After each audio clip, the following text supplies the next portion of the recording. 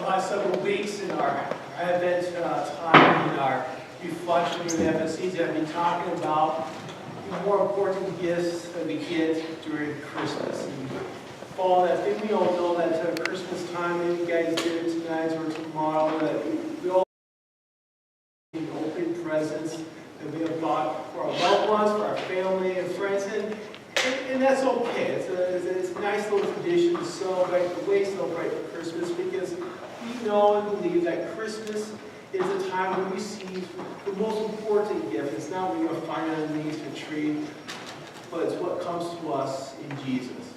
And so during the Advent, for those who didn't come for the Advent services, but we talked about the gift of light, that Jesus comes as the light of the world, that in our darkness it is Jesus that shines for us.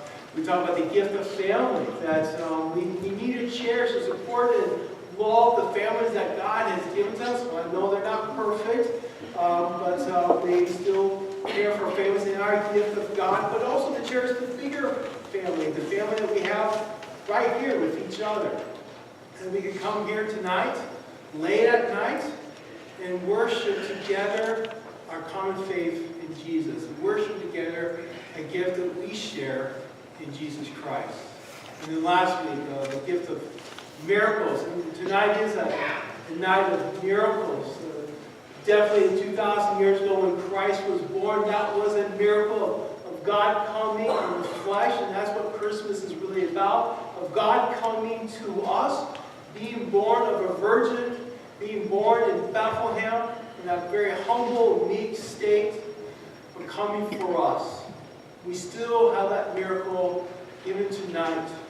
When Christ comes to us in His Word. Tomorrow as we celebrate the body and blood, receiving that gift of Jesus who fills our hearts. That's a miraculous time. But tonight we talk about the gift of a Messiah. Because that's the gift we really need. Like the gift I mentioned this morning, you know how I talked about a couple weeks ago. You go walking outside and in your driveway is what? Are you waking up here, guys? New car, brand new car. What I want, 80? You want a new car? I know, which one? The Ford Raptor, yeah. Is that why I haven't seen a Ford Raptor in a driveway yet, guys? Still not too late.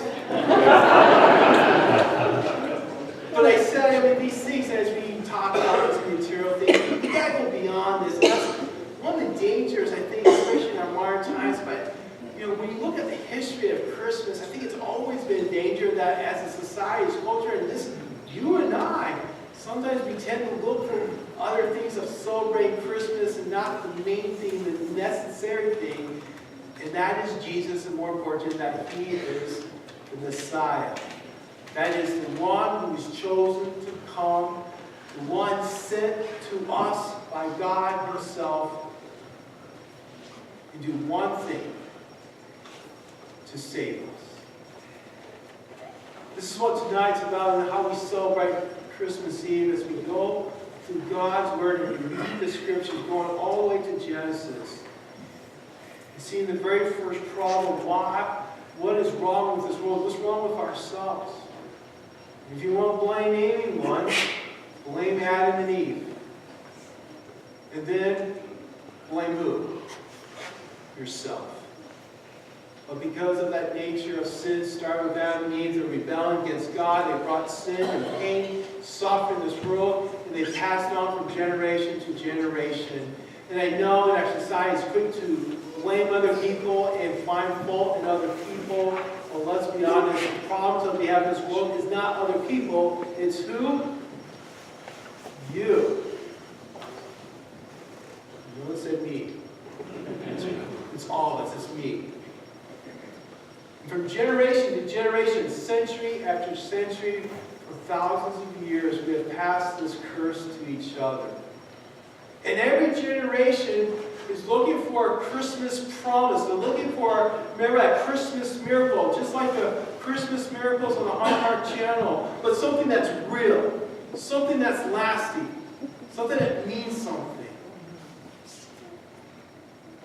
So everywhere we celebrate a Christmas, but the true Christmas has not yet come, at least in the Old Testament. But it was promised, it was reassured to people through the prophets of old, especially Isaiah, as we read from Isaiah, reassured the people that in the midst of our struggles, in the midst of our rebellion, continued rebelling against God, and of our falling away from Him, going after other idols, going after other things that are more exciting, more fun, and more satisfying for ourselves, God always brought His people back and remembered them and remind them, I will fix you. I'll fix this world. I will restore you. We'll have a right relationship. Just like in Isaiah 11, that beautiful vision of a community where in nature we see things after each other, opposing each other, don't liking each other. To all come together as a family, as a community, in a fellowship. It's going to come from this Messiah. And God kept His promise. You know, a lot of years went by since that meeting, but God kept His promise. And the promise was filled in a child born in Bethlehem.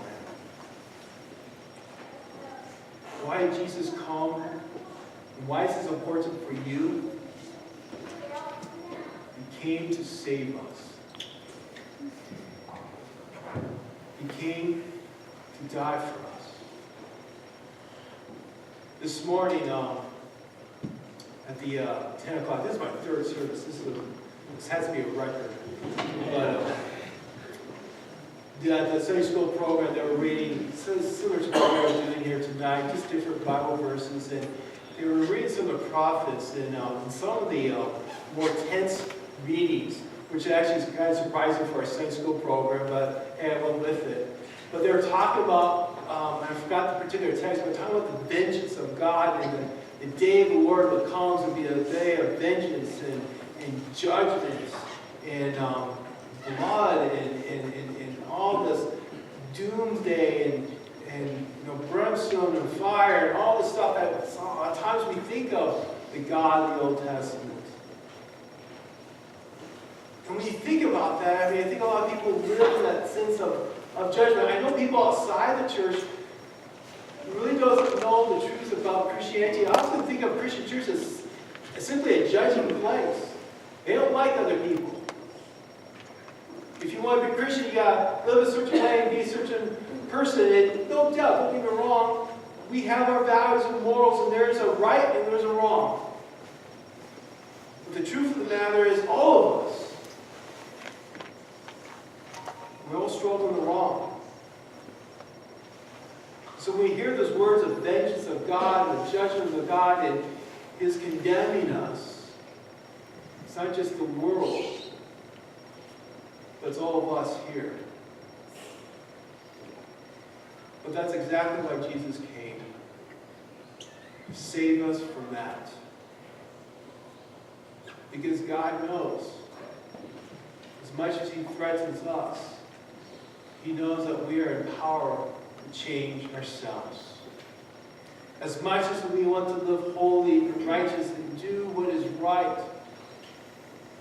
we all desire to do what is right. Everyone desires to do what is right.